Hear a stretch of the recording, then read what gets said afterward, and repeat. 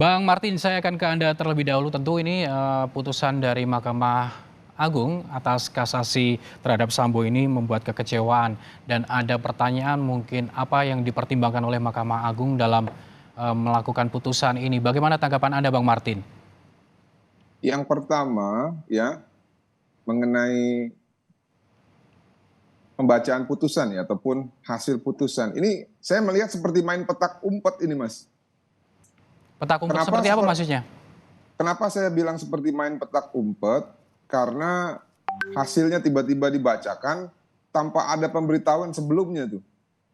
Satu-satunya yang saya ikuti adalah pemberitahuan mengenai eh, Mahkamah Agung sudah memilih 5 hakim agung untuk memeriksa dan mengadili, dan itu beritanya bulan kemarin.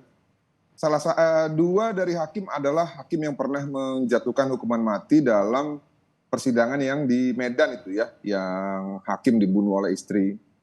Nah, kenapa saya bilang seperti main petak umpet? Negara ini kan diurus ya, harusnya secara transparan. Presiden Jokowi juga mengatakan usut kasus ini dengan transparan. Semangat dan komitmen Mabes Polri juga pada saat menangani perkara ini transparan. Semangat kejaksaan juga pada saat itu, Kejaksaan Agung juga komitmen transparan. Pengadilan negeri, pengadilan tinggi juga transparan. Nah, ini saya bingung nih, walaupun lembaga yudikatif adalah berdiri sendiri, namun kok caranya seperti cara mengelola rukun tetangga gitu ya, dengan cara main petak umpet seperti ini, tidak menyampaikan eh, pemberitahuan sebelumnya kapan mau divonis. Karena kalau disampaikan sebelumnya, kan kita bisa mengikuti, kita bisa mempersiapkan, kita bisa menyampaikan kepada keluarga bahwa sebentar lagi akan diperiksa dan akan dibacakan putusannya. Sehingga keluarga korban itu tidak serta-merta tahu dari media, ditanya bagaimana responnya, padahal belum ada persiapan. Nah, ini yang menurut saya layaknya mengelola rukun tetangga gitu kalau begini caranya. Ini kan Republik Indonesia ini. Artinya maksud Anda, Bang Martin, ini tiba-tiba atau dadakan seperti itu? Iya.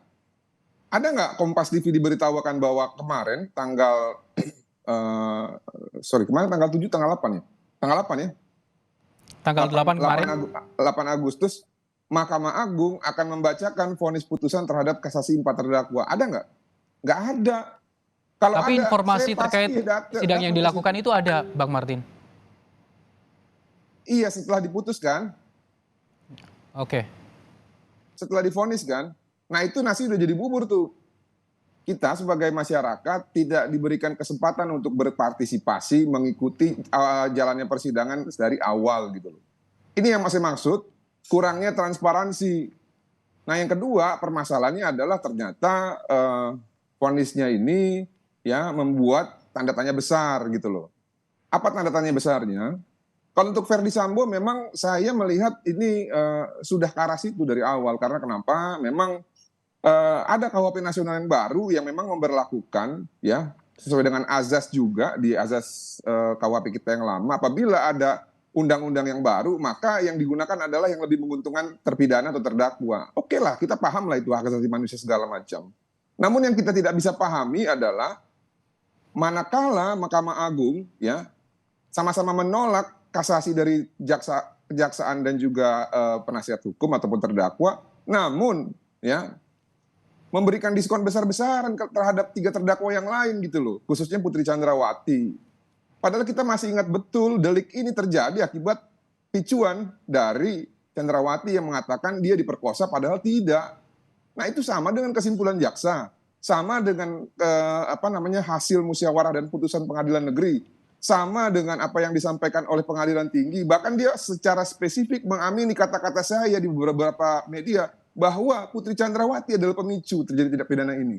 Nah, bagaimana pemicu yang juga merupakan aktor intelektual hanya dihukum 10 tahun penjara dalam kasus pembunuhan berencana yang membuat Republik ini gaduh dan juga menghancurkan reputasi kepolisian gitu loh. Sampai dengan 48% Litbang Kompas itu menurut Mas Budiman Tanureja tuh.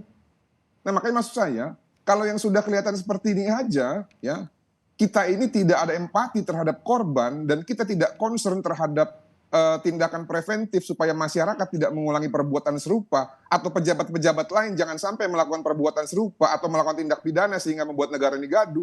Lalu bagaimana nanti terhadap yang tidak terlihat gitu loh. Nah ini percontohan yang buruk menurut saya. Ya, tanpa melihat pertimbangan, menurut saya ini adalah percontohan yang buruk. Namun nanti untuk lebih baik lagi supaya kita bisa mencerna semua apa yang dimaksud oleh hakim, majelis hakim, ya alangkah baiknya segera dirilis saja lah putusan itu.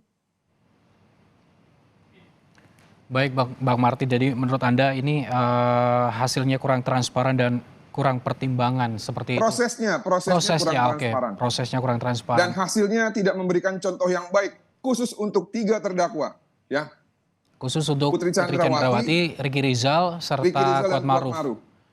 Baik Bang Martin, sebelum saya sapa